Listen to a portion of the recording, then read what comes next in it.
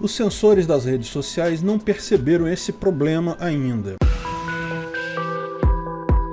Essa é a Visão Libertária, sua fonte de informações descentralizadas e distribuídas. Existem algumas situações que são excelentes para explicarmos como funciona a informação descentralizada e distribuída e por que ela realmente é uma grande mudança na mentalidade da sociedade e totalmente inócua aos enormes esforços feitos por políticos, governos e mídia tradicional para controlar essa informação.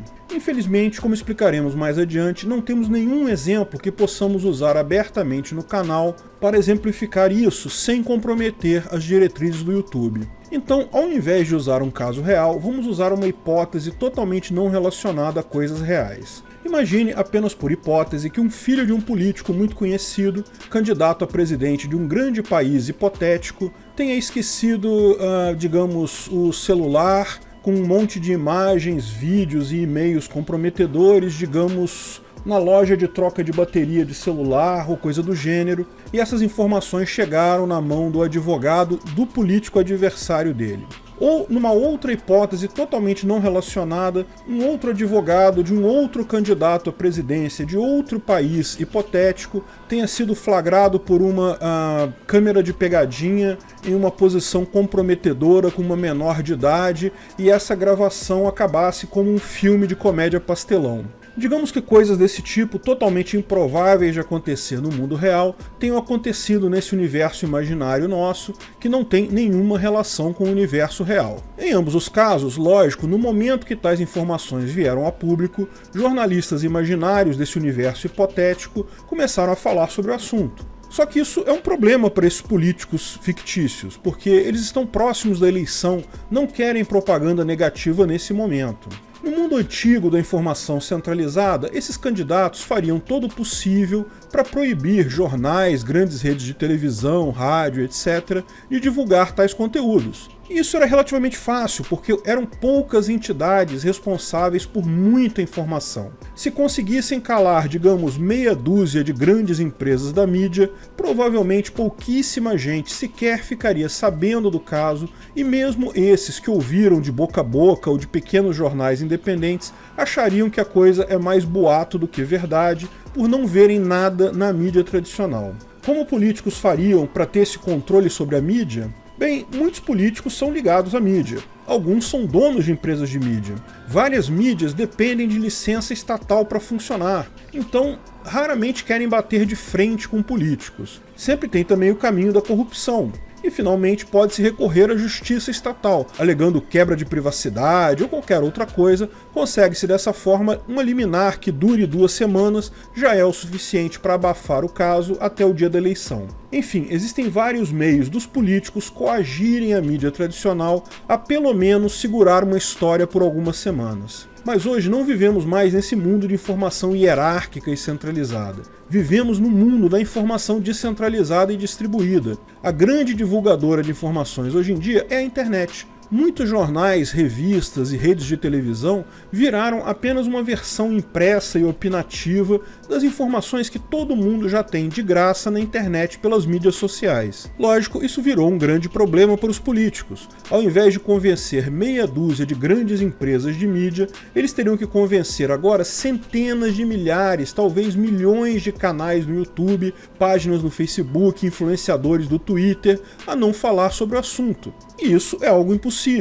O que esses políticos sacanas fariam então? Bom, são milhões de páginas, mas todas elas no Facebook. São milhões de influenciadores, mas todos eles no Twitter. Basta a gente controlar o Twitter e mais meia dúzia de grandes empresas de tecnologia que a gente consegue usar o exato mesmo truquezinho que usávamos na mídia tradicional. E lembre-se, essas empresas também são suscetíveis à pressão de políticos. Os políticos podem ameaçar elas de diversas maneiras, hipoteticamente falando, claro. Políticos reais são pessoas de absoluta boa índole, jamais seriam capazes de golpes tão sujos assim.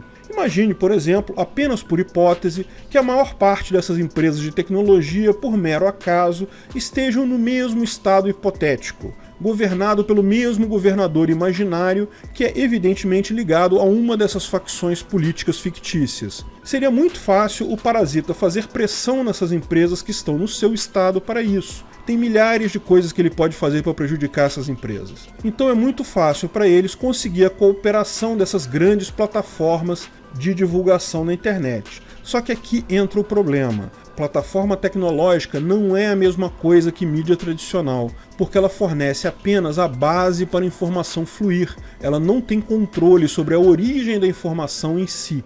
A origem da informação são milhares de pessoas compartilhando essa informação através dos mais diversos meios. Então essas plataformas têm um problema: como censurar milhões de pessoas falando ao mesmo tempo? Bem, eles tentam o que podem, mecanismos automatizados, bloqueio de link, palavras-chave, isso eles conseguem fazer relativamente rápido. Mas isso é facilmente contornado usando-se apelidos, links alternativos, evitando-se certas palavras. Digamos que num outro país fictício desse nosso universo imaginário, por exemplo, pode haver um grande governo comunista que usa até firewalls para impedir qualquer pessoa de criticar o líder supremo hipotético deles. Sabe o que essas pessoas hipoteticamente fariam? Inventariam apelidos para o supremo líder fictício, para assim poder criticá-lo.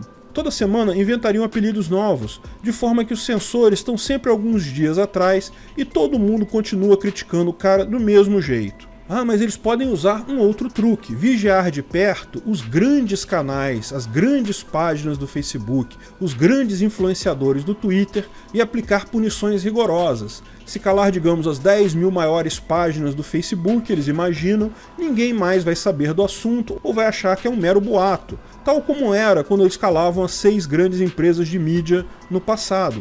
Só que não é a mesma coisa. A informação distribuída tem características diferentes, porque são milhões de pessoas repassando tal informação por múltiplos canais. Não são só pelas grandes empresas de tecnologia, mas também por todo tipo de ferramenta de comunicação independente. E todas elas têm sim um grande número de concorrentes, de alternativas. WhatsApp, Telegram, Signal, e-mail, Discord, páginas pessoais, jornais na internet, blogs, fóruns de discussão com os mais diversos níveis de anonimato. Sim, o YouTube, o Twitter, o Facebook são os principais? Claro que são, mas estão longe de ter a predominância que a mídia centralizada teve no passado. Se você conseguir controlar apenas os maiores canais, as maiores páginas nessa plataforma, ainda assim você vai estar controlando uma fração minúscula da quantidade de informação que passa nessas plataformas por outros meios. A principal força da informação descentralizada não são canais como o meu, ou canais maiores que os meus, ou mesmo outros canais menores, mas muito influentes ainda. A grande força são os pequenos canais, são as pessoas falando diretamente umas com as outras. O resultado disso é claro: nesse universo paralelo fictício, absolutamente todo mundo na internet já teria visto o advogado hipotético do suposto candidato imaginário arrumando a cueca na frente da menina. Não importa quanta força foi feita para censurar ou ocultar isso. Todas as pessoas já teriam visto todos os vídeos, com teor pornográfico ou não, já teriam lido todas as mensagens, visto todas as fotos do filho hipotético do outro candidato fictício, mesmo que todas as grandes empresas de tecnologia proíbam isso, mesmo que nenhum canal fale sobre isso. Todo mundo já recebeu o link de alguma forma, todo mundo sabe como usar ferramentas de busca. Eu tenho certeza que um eventual ouvinte imaginário meu, caso eu tivesse um canal hipotético nesse universo fictício, esse meu ouvinte já teria visto todas as informações em menos de 12 horas delas serem liberadas, mesmo que eu não fale um A sobre o assunto. Só não viu quem não procurou por elas. E olha, eu vou te falar, esse universo hipotético é assustador, viu? Porque tudo que foi liberado dá a entender que determinado filho de determinado candidato pode estar sendo chantageado por aquele país fictício comunista que tem um firewall. As cenas de conteúdo sexual são o de menos no meu ponto de vista. Mas o conteúdo hipotético desse universo totalmente imaginário é realmente uma coisa impressionante. Simplesmente a censura dessas grandes empresas de tecnologia é inócua. Ela pode incomodar alguns canais, pode até matar canais, mas não consegue parar a informação descentralizada em si.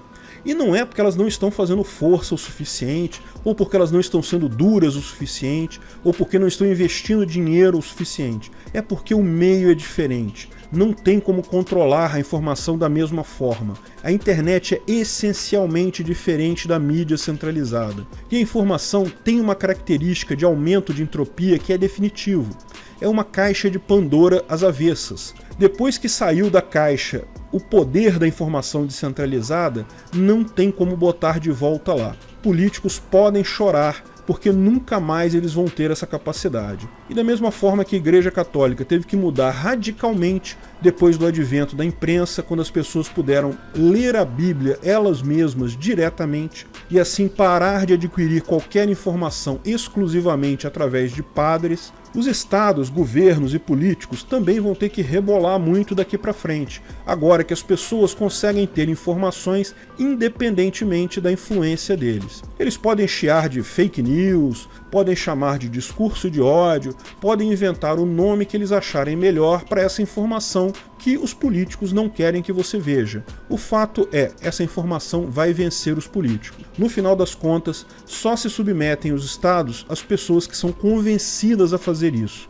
convencidas de que o Estado é uma coisa boa. Seria impossível, simplesmente economicamente inviável, um Estado que garantisse o seu poder à obediência exclusivamente pela força. Convencimento é o que faz a diferença. A questão é que é sempre muito mais fácil convencer alguém de qualquer coisa se você controla toda a informação que essa pessoa recebe. Essa alternativa fácil acabou. A sociedade de leis privadas em que as pessoas compram o Estado que quiserem num livre mercado é o melhor para todos nós agora. Obrigado pela audiência. Esse vídeo foi um oferecimento de armataweb.com. Cloud e serviços de data center, 100% de compromisso com a satisfação e privacidade dos clientes. Aceitamos Bitcoin, veja o link na descrição do vídeo. Se você gostou desse vídeo, clique no like e compartilhe ele em suas redes sociais. Se inscreva no canal para nos ajudar, clicando no botão vermelho abaixo. Se quiser ser avisado de novos vídeos, clique no sininho ao lado. Saiba mais sobre o nosso projeto no site visãolibertaria.com. Lá você pode sugerir novos artigos, escrever artigos, patrocinar e muito mais. Confira visãolibertaria.com. Até a próxima!